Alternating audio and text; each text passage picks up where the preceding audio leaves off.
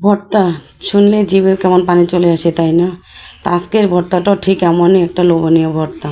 তাই আমি আজকে ভর্তা বানাবো কয়েক রকমের সবজি দিয়ে। তো প্রথমে আমি ফুলকপি আর আলুটা একটু হালকা ভাপিয়ে নিয়েছি, একটু লবণ দিয়ে। ভাপানো হয়ে গেলে এখন তেলে ভেজে নিব। এখানে হচ্ছে ফুলকপি, আলু, টমেটো আর হচ্ছে বেগুন, এগুলো দিয়ে আমি একটা ভর্তা বানাবো। এই ভর্তাটা দেখতে যেমন লোভনীয়, খেতেও এত মজা হয়েছে। তা আমি নিশ্চিত আজকে এই ভর্তাটা দেখে সবারই লোভ লাগবে। তো এই ভর্তাটা যদি গরম গরম ভাতের সাথে খেতে, আহা কি যে স্বাদ! তো সবগুলো সবজি আমি তেলে ভালোভাবে ভেজে পোড়া পোড়া করে নিয়েছি।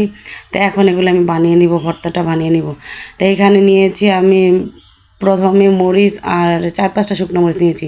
এই মরিচটি অনেক ঝাল, এজন্য 4-5টা নিয়েছি আমি। শুকনো মরিচ আর লবণ দিয়ে মেশ করে নিব। বেশ কিছু পরিমাণে কাঁচা পেঁয়াজ দিয়েছি, ধনিয়া পাতা, সরিষার তেল হলে তার কোনো কথাই নেই। আর সরিষার তেল ছাড়া আমার কাছে মনে হয় যে ভর্তা খেতে ভালো লাগে না। তো ভাজা বেগুনটার আমি খোসা ছাড়িয়ে নিব, না ছাড়ালে ভর্তাটা খেতে ভালো লাগবে না। তো খোসাটা আলাদা করে নিয়েছি, নিয়ে এখন ভালোভাবে মেখে মেখে ভর্তাটা বানিয়ে নিব।